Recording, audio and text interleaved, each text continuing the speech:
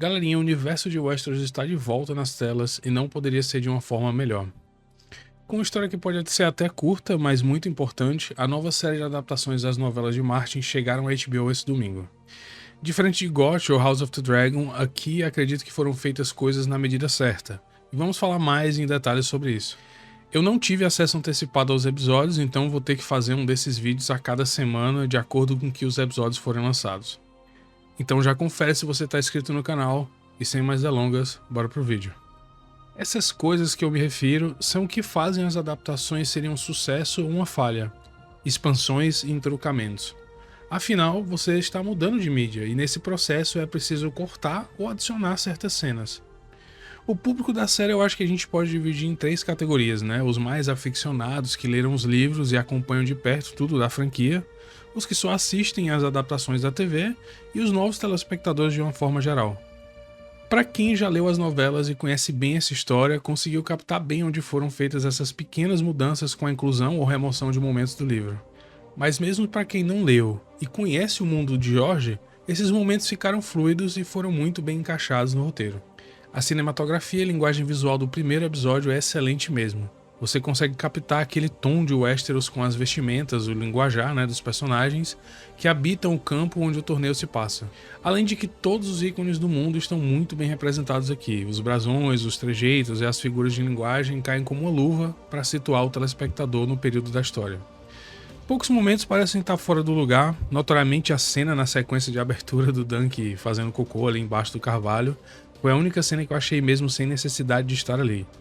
O humor da sequência em si achei que poderia ser feito de outra maneira e que não incluísse fezes na tela, né? Em compensação, outros pequenos detalhes forneceram grandes pistas aí para o desenrolar da trama, inclusive ficou melhor que a versão do livro em alguns pontos. Por exemplo, na cena da taverna em que vemos o bêbado confrontando um Dunk com um papo de sonho já deveria servir de alerta até mesmo para os mais casual dos espectadores. O tom completamente diferente do bêbado que ameaça Dunk com uma faca e pede para que o desconhecido não chegue perto é certamente um daqueles momentos que você fala, como assim, né? Mesmo sem saber a importância do que está sendo dito. E a série deixou escapar aí, né, com a forma de pagamento que o bêbado oferece para a dona da taverna, meio que um spoiler da série, né, porque afinal ele paga com um dragão dourado, a única moeda dourada e mais valiosa de Westeros, então fica bem fácil aí de distinguir quem que pode ter essa moeda. Eu acho que o paralelo mais fácil que eu posso fazer para você entender, se você não conhece as moedas de Westeros, né? É como se o bêbado pagasse a conta do bar com a nota de 10 mil reais, se essa nota existisse. Claramente colocando esse jovem bêbado em estado de atenção, pois a grande maioria do reino nunca verá uma moeda dessas, que inclusive está muito bem cuidada em comparação à que a gente viu em House of the Dragon durante aquela cena entre o Cole e o Aemond tramando seus movimentos de batalha. E esse momento é algo que não está descrito no livro. No livro a gente não tem essa demonstrado, né? Não é dito com como que ele paga ou, entendeu? Não tem essa interação com a dona da taverna também ali, que ela deixa escapar uns olhares. Então, isso é uma coisa nova que a série introduziu aí. E tanto é a surpresa, né, que a dona da taverna rapidamente bota no bolso a moeda e tenta entender, né, se o Dunk viu a moeda que o jovem pagou ela, o que mudou também a conotação da fala dela aqui na série. No livro fica aparente que quando ela diz "não ligue para esse aí, sir, vou preparar sua comida", ela quer que Dunk não ligue para o que o bêbado falou. Aqui a moeda valiosa serve como esse tensionador para o momento, o que é diferente do livro em poucos detalhes. Os encontros de Dunk e Egg nessa sequência de abertura, não de abertura, mas a taverna, né, são praticamente iguais aos descritos nas páginas da novela. Honestamente, ambos os personagens e o cenário onde eles coabitam na cena estão muito similares mesmo ao livro. O diálogo entre os dois também é tirado diretamente das páginas e realmente traz a novela à vida, né, na adaptação. A escolha dos atores pela produção também foi certeira. Peter e Dexter são irrefutavelmente Dunk e Egg em carne e osso. O set do torneio de Ashford também está impecável. Aqui foram feitas expansões e introduções a novos personagens que eu também achei de muito bom gosto. O mestre de jogos Plummer e as meretrizes com quem Dunk interage durante essa primeira metade do episódio foram muito bem desenvolvidos como personagens. Começando pelo Plummer, né, que aqui na série traz um tom muito mais cômico que nas páginas onde ele aparece, inclusive faz piada com Dunk e sua evidente humildade. Inclusive ali ao explicar, né, que fazer uma falsa impersonificação de cavaleiro é um crime punível com tortura, ele fala sobre uma cadeira de Ashford, que não existe, obviamente, né, e consegue colocar medo no Dunk com a visão barbárica da tal punição. Outra piada que ele faz é da próxima vez que Dunk viesse, né, com os cavaleiros que serviriam de testemunha para ele, se ela está no campeonato, né, que ele não trouxesse os seus amigos, se referindo às moscas, né, deixando bem claro que o Dunk realmente fede bastante e evidenciando mais ainda a falta de recursos do jovem. A gente também tem uma interação muito peculiar na frente do pavilhão Dondarrion, com as meretrizes Red e Bjorn, duas das 4 que farão parte da adaptação. Aqui a gente está falando de personagens completamente novos e que, diferente de Plummer, foram introduzidos somente na série. A gente vai ter outros momentos que também terão novas adições de personagens, né? Mas até agora, só essas meretrizes aí que a gente comentou que foram incluídas na adaptação e que a gente viu até o momento. Além do alívio cômico que elas trazem nas cenas onde tiram sarro de Dunk por ele ser um cavaleiro mandante, mais pra frente no episódio elas protagonizam uma cena que ficou esquisito pra quem soube identificar os elementos da cena. O Dunk encontra as moças ao voltar para o acampamento à noite e insiste em falar com o Sr. Dondarrion, mas acaba entrando no pavilhão seguindo a Red, né, que atendia outro homem do lado de fora. Curiosamente, esse outro homem que ela atendia não se trata de do trabalho principal dela, né, mas ela fazia reparos nas costuras nas calças dele. Bem curioso, eu não captei a ideia aqui, mas acredito que elas servem também como outras funções que não seja somente a do prazer. Mas ao entrar na tenda, o que foi revelado foi algo mais esquisito e que me chamou muito a atenção.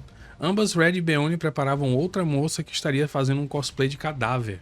A gente percebe bem que esse é o caso, pois podemos ver aquelas pedras que são colocadas em cima dos olhos, né, de cadáveres, com o olho pintado na parte superior das pedras. Será que o Sir Manfred Dondarrion tem ali um feitiço com os mortos? Ficou bem estranho mesmo e trouxe um novo significado às frases que lemos que dizem que esses lords têm inúmeras peculiaridades e egos, né, tantas vezes. Agora, voltando um pouco no episódio, a gente pode falar dos personagens que terão mais destaque na temporada e como eles foram introduzidos pra gente. Os primos Fossoway e o Lionel Baratheon. Primeiro somos introduzidos aos primos Fossoway treinando no pátio. Ao ver Dunk passar, obviamente chamando muita atenção pelo seu tamanho, Stefan Fossoway, o mais velho, desafia o Dunk para treinar.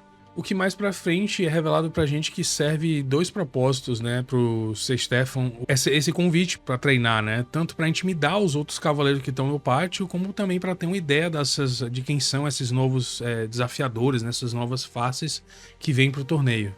O Raymond Fossoway, o mais novo dos primos, não é desrespeitoso como o Sir Stefan e faz piadas sobre ambos serem maçãs.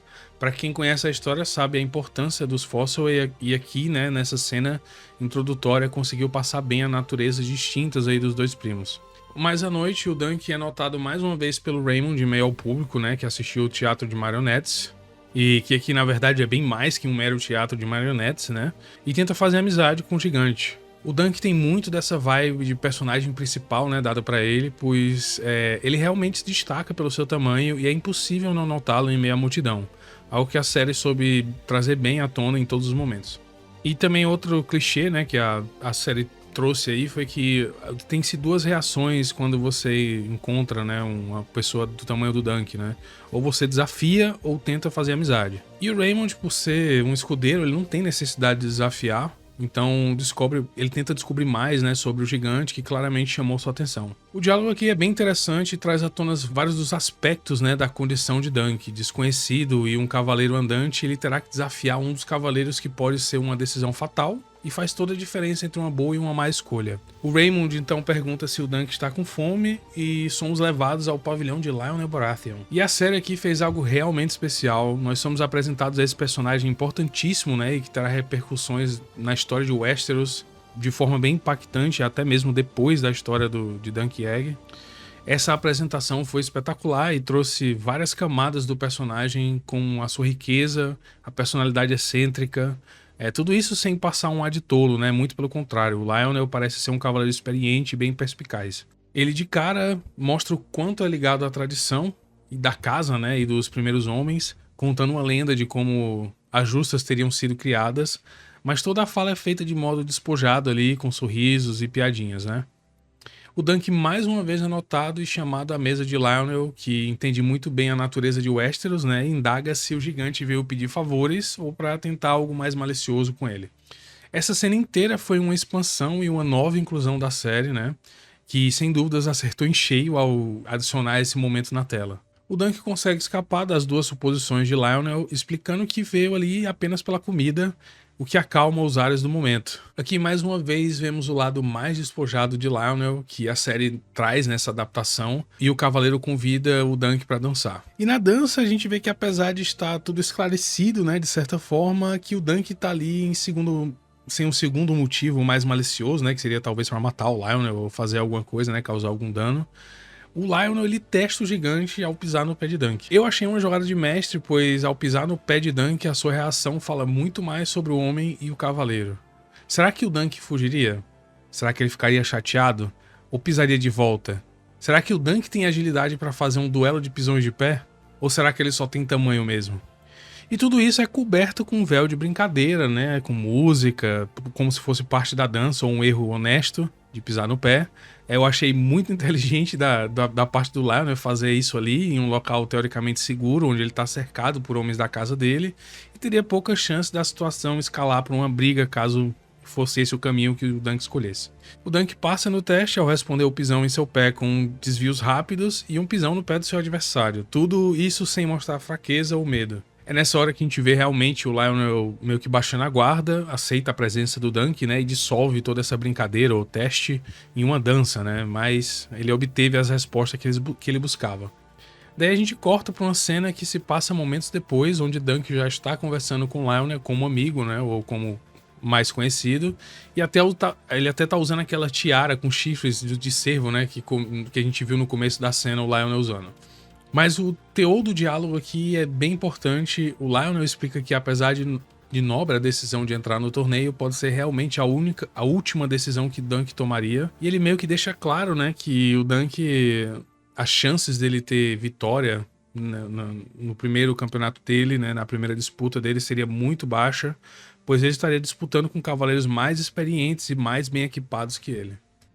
Essa cena traz a gente de volta para a realidade da situação, né, que não é favorável para o Dunk, e deixa bem claro que ele é um peixe fora d'água ali naquele torneio, assim, em todos os aspectos, né, tanto no social quanto no de experiência, de qualidade como cavaleiro, um choque de realidade, vamos dizer assim. O episódio termina com o retorno de Dunk ao carvalho que ele fez de pavilhão, né? O Egg que aqui pescou um peixe, já tomou conta dos panos ali do Dunk, já limpou os cavalos, né? E explica como chegou até o local e oferece o serviço de escudeiro mais uma vez ao Dunk. O Dunk aceita e conhece um pouco mais do jovem que agora é escudeiro, né? E faz parte das suas responsabilidades. Pergunta pro Egg de onde que ele é, e o Egg responde que ele é de Porto Real, o que faz o Dunk assumir quase que imediatamente que ele é da Baixada das Pulgas e que o jovem é humilde, né? O Egg não dá uma resposta definitiva, mas fala que não é do bairro pobre da capital. O que deixa o Dunk ali fica um pouco de surpreso, né? Uma incerteza, meio que uma confusão pequena, mas ele não persegue o assunto e meio que deixa pra lá. E pra finalizar o episódio, a gente tem a cena que trará os ícones e o tom, né, ao resto da temporada, a cena da Estrela Cadente. E obviamente, para não dar mais spoilers da série, a gente fica por aqui nesse review e nos comentários. O próximo episódio promete trazer mais personagens e aprofundar mais o que já conhecemos, do que já conhecemos na premiere da série, né? Veremos mais de Tanselle e os Targaryen chegarão do torneio. No geral, eu acredito que foi um excelente episódio, primeiro episódio, e uma pena serem apenas 6 episódios, né, com algum deles contendo menos que o tempo que essa premiere teve. Eu pontuaria esse episódio em 9.75 de 10, realmente só removeria ou alteraria aquela cena do começo, que eu achei um pouco bobo demais, em tão pouco tempo, não colou pra mim aquela cena inicial lá do Carvalho. Mas e aí, o que você achou do primeiro episódio do Cavaleiro dos Sete Reinos? Que nota que você daria para esse episódio? Me conta o que te chamou mais a atenção, né? E se você está ansioso para os próximos capítulos. Eu vou ficando por aqui, eu desejo a vocês uma ótima semana e a gente se vê na próxima Teoria de Dragão.